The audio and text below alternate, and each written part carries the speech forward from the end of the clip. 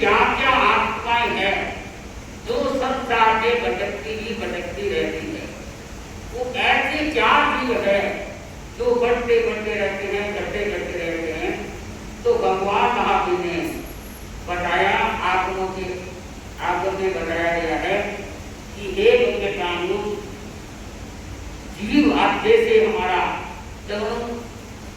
नाम 4 प्रकार का मनुष्य जीवन स्तर था, और क्या है संयम प्रातम शुद्ध, इन 4 चीजों में भगवान ने बताया है कि ये बड़ी दुर्लभ है। तो दुर्लभता में हमने मनुष्य जीवन उपलब्ध किया है, प्राप्त हुआ है। तो हमसे आप इससे भी फरमाए, बताए कि कैसी ऐसी कौन सी आत्मा है जो संसार समुद्र से डूबती हुई निकल के अपने आत्मदर्शन को प्राप्त कर लेती है। तो भगवान ने कहा कि जीव है, पहले जैसे दो शब्द नाता जीव, तो जीव ऐसी आत्मा है, न कभी जीव घटेगा न कभी बढ़ेगा। हाँ, अपनी योनि को गति को बदलता रहता है कर्मों के अनुसार। क्योंकि देव में भी चला गया, कभी मनुष्य में भी चला गया, नरक के गोदों में भी चला गया। जैसे जैसे कर्मों का बंधन करेगा तो भगवान ने कहा वैसे ही जैसे उसको परिवर्तन करना पड़ेगा। अजीव है, वो भी कभी जीव नहीं बनते, अजीब ही रहेगा। कितना ही चाहे हीरा है, पवित्र है, उज्जवल है, परंतु प्रति काय में है तब तक क्या है, वो जीव में है। पर जब उनको तराशा गया या इनका संस्करण हो गया तो क्या है, वो अजीब ही रहेगा। परंतु इसमें गुणों का बड़ा फर्क होता है। एक हीरा ऐसा होता है कि आदमी के घर में आया है तो मारवाड़ी जैसे कहावत है कि गोवा का 25 हो जाता है। एक हीरा ऐसा होता है जो घर में आया तो दुखदाई का क्या है, लक्षण बन गया। दुखदाई घर में दुख ही दुख प्राप्त है। तो कहने का तात्पर्य है कि अजीब है वो अजीब ही रहेगा। तो ऐसे कौन से जीव है जो बढ़ते रहते हैं। बताया गया कि जिन्होंने आत्मा ही कर्मों को भगा दिया, जन्म मरण से क्या है, मुक्त हो गए हैं, वो आत्मा है, वो हमेशा यानी सिद्ध आत्मा है, वो बढ़ती रहती। सिद्ध बनने के बाद यदि घटने का सवाल नहीं है। आगादा बढ़ गया तो कभी कभी ऐसा होता है कि 5-6 महीने तक एक सिद्ध आत्मा भी नहीं हुई, परंतु कभी नहीं बढ़ते रहेंगे। ऐसे कौन से जीव है जो क्या है, न घटते हैं और न बढ़ते हैं। तो भगवान ने कहा हे गौतम, हे बुद्धिमानो, जैसे भरी आत्मा है वो भरी रहेगी। चाहे हमने कर्मों का बंधन हो सकता है, औरत है, साथी छठी नारकता का कर दिया होगा, पुरुष है उन्हें साथी नारकता का बंधन कर दिया होगा, परंतु क्या है, वो है ये नहीं कि एक हुई बन गया। वो एक हुई आत्मा है, वो क्या है, ऊपर से जितना आधा ही बैठ गया अपने हाथों में आया है। तो बोधि सूत्र में कोई जगह मिलता है कि एक हुई आटा ही विराजमान है। जो बलि का पति क्या है, मुक्त भी कभी होगा ही नहीं, फिर भी वो आटा ही में विराजमान है और अपनी क्रियाएं भी करते होंगे, पर ऊपर के मन से होगी, अंतर आत्मा में क्या है, सब बहुत प्रश्न होता है, ये नहीं कहता है। तो ऐ वही भगवान ने कहा है कि हे उत्तम, हे भक्ति आत्मा, ऐ भवी आत्मा है, वो कभी भवी बनेगी नहीं। चाहे आटे में विराजमान है पर वो रहेगी ऐ भवी है। कई लोग हैं ऐ भवी को दान देने की। मैं आपको बता देना था कि ऐ भवी आत्मा है, अनादिकाल से। जैसे हम चोरी कीर्तन करके जैसे भगवान को जीतते हैं, तो कई लोग नए जानने वाले हैं, बहुत नहीं जानते होंगे कि महाराज करे कीर्तन करी सब है, इससे करे तो कौन जीव होते थे, जो विजय होते। आपको पता नहीं कितनी चोरी से की है। अगर आप देख पाओगे, अगले अपने आगे आया हुआ है कि आगे 24 कौन से होने वाली है, भगवान महावीर का चल रहा है 24वां, तो उसका नाम आएगा। आप उन्होंने आगे क्या है के टेलीफोन हो गए, 5 टेलीफोन हो गए, और पीछे कितनी चौबीसियां बीत चुकी है। तो अनादिकाल से जीव है बंधु हमारा भटक रहा है। इससे भटकाव से हमारा सुधार कैसे हो, हम कैसे भटकते भटकते परिवर्तन करते हुए निकल सके। तो भगवान ने कहा पर्याप्तना है, वो तो हाँ बत्ती ऊंची नीची हो जाती है, धीरे धीरे में चले गए, मनुष्य जीवन में भी आ गई, साधु भी बन गए, परंतु वो क्या है, कभी किसी भाव में किसी समय में उसका मोक्ष होगा ही नहीं। और भगवान महावीर के समय में 6-7 भई आत्माओं का नाम आया है, 6-7। अब कभी ये होता है कि वो रहे भई आत्मा कहाँ गई। आप सब यदि मध्य जैसे अभी तो मनुष्य जीवन में भगवान महावीर थे, वो मध्य के चले गए, नारदी में चले गए, तो अपन तो मनुष्य बहुत सी बातें करेंगे। तो बताया गया है भाई बहनों, भाई ने आपने सुना होगा राजा सैनिक की दादी थी, राजा सैनिक की दादी, वो है वही है। और राजा सैनिक की दादी की आप बात सुनेंगे कि राजा महाराजों के लिए क्या है कि बड़े रसोड़े कि कोई गरीब भूखा आ जाए, हमारे लिए भूखा नहीं जाए। और संतों के लिए साधु संत है, और साधु देखो कोई नामधारी भी होते हैं, कोई साधना वाले भी होते हैं, कोई भगवा कपड़े वाले भी होते हैं, साधु नाम से पुकारे जाते हैं। तो कोई भी साधु आ जाए तो राजा श्रेणी के नीचे साधुओं के लिए अलग रसोड़ा, तो उन सबको जो उनके सामंत थे उनको बताया हुआ कि आए तो उनको इतनी दवा इतने तो उनको माया नहीं करना है, और भी देना चाहिए जो साधु रूप में आए।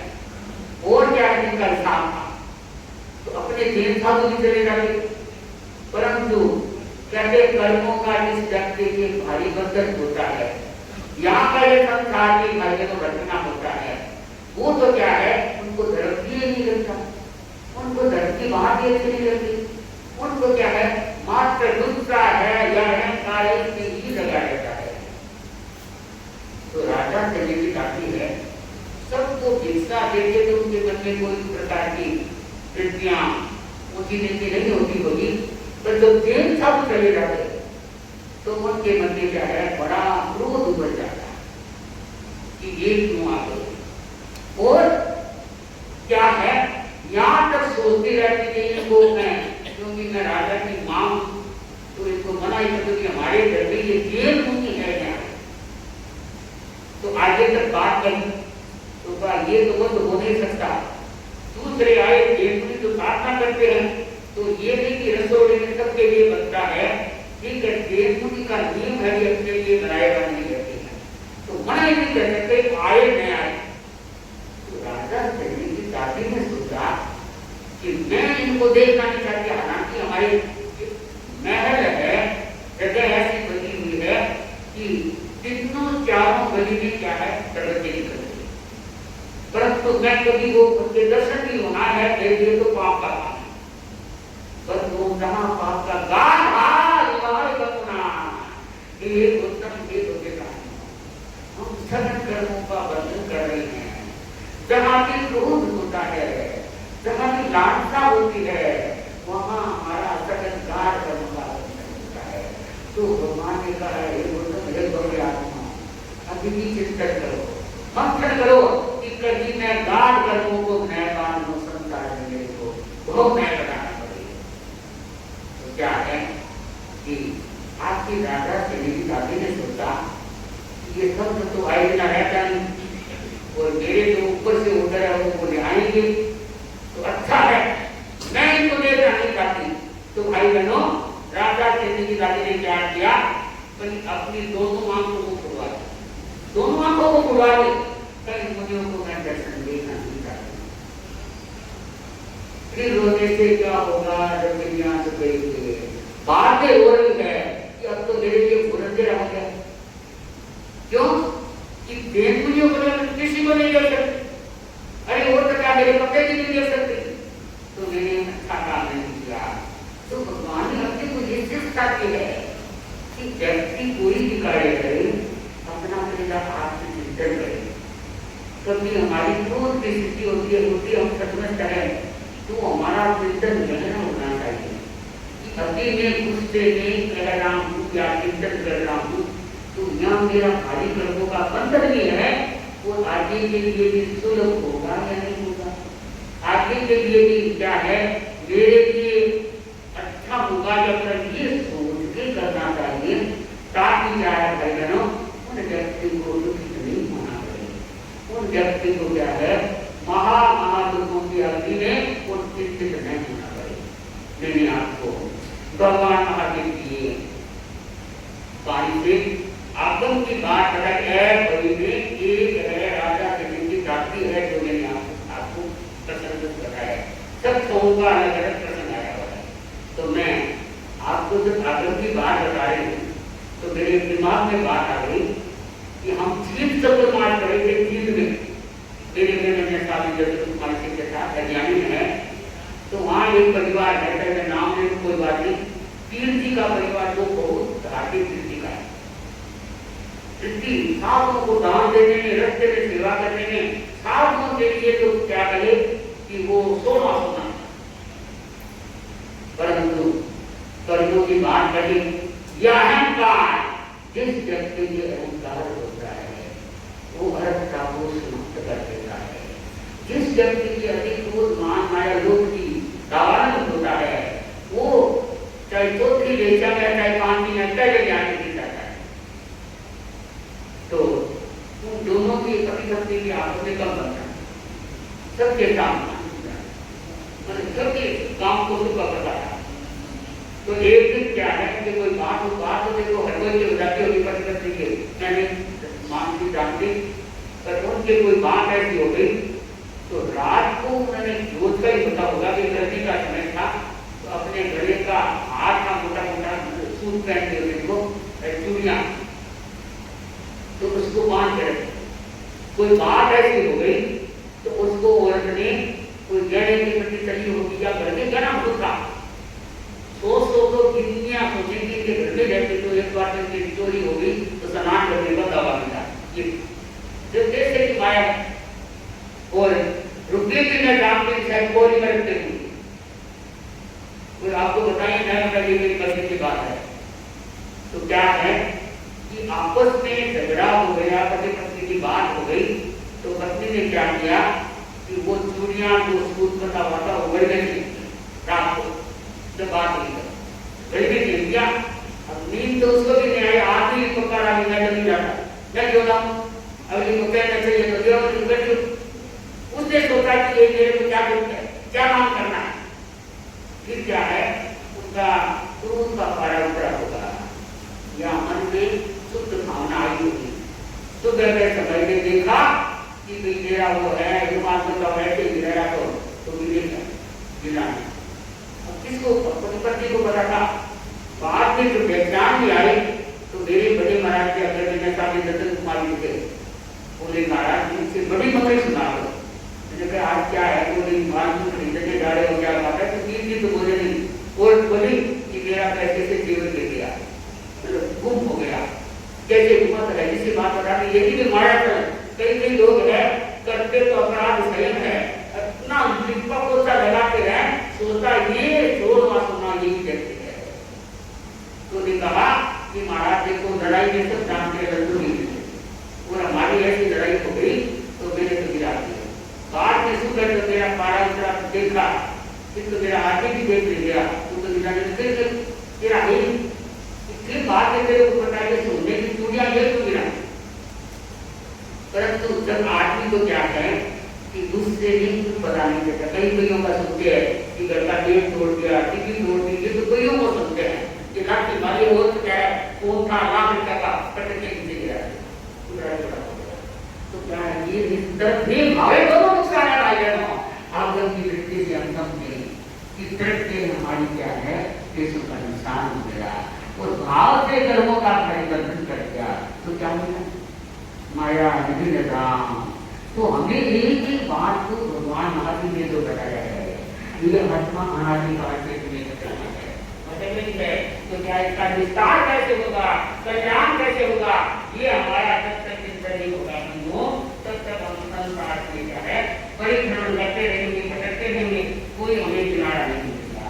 तो इसलिए भगवान ने बहुत ही सुंदर कहा है, वो आचार्यों ने। और क्या है, जो सुगर मुनि है उन्होंने साफ बताया है कि अगर जीना है तो सुख से जीना है तो क्या है, कर्म के मर्म को समझ के लिए ताकि हमें क्या है संसार को पार करें तो भी अच्छी गति मिल जाए। तो बताए इसमें क्या कहते हैं, थारो सुदर्शन जदयमहा। तो क्या है कि जीवन में ममत्व अहंकार को छोड़ना पड़ेगा, समता की साधना करनी पड़ेगी। तो मैं भगवान के बारे आपने सुना कि कितना सुंदर आत्मों ने कहा है, हम कम से कम सुन के अपने जीवन को पवित्र बनाने की भाव धारा हमारी जैसी शुद्ध जैसे हो, पवित्र जैसे हो, ताकि हम निजी गति में न जाना पड़े। भाव धारा जितनी पवित्र होगी उतनी क्षय दिशा में आगे से आगे उनके बढ़ना चाहिए। तो मैं अपनी बात को यहाँ पर एक आगम की बात को क्योंकि आप थोड़ा व्याख्यान चला दें, फिर कल फिर तपस्वी है, पशु फिर तपस्वी है, तो थोड़ा व्याख्यान चला दें ऊपर वाला। तो इसके भाई बहनों पहले आपको बीच में बता दूं, ठंड भी हो गई है, जिनके घर में मोती बरसते हैं वो भी बरस गए हैं। अब चाहे अकील मोतियों का ऐसा आता है कि कभी अकील मोती है वो छुपे के छुपे रह जाते हैं। तो बाद में हो सकता है भाग्य रेखाएं जब खुलती है तो आदमी उसको ले लेता है।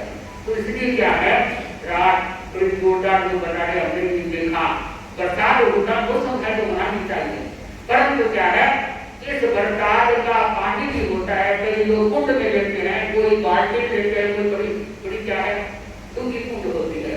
तो वो भी बात है, सावन भाग्य का महीना है, कितना आप क्या तपस्या करके और समाई को आपको बताएंगे क्या है तब तक, तो उतनी ही हमारी आत्मा की निर्मलता होती है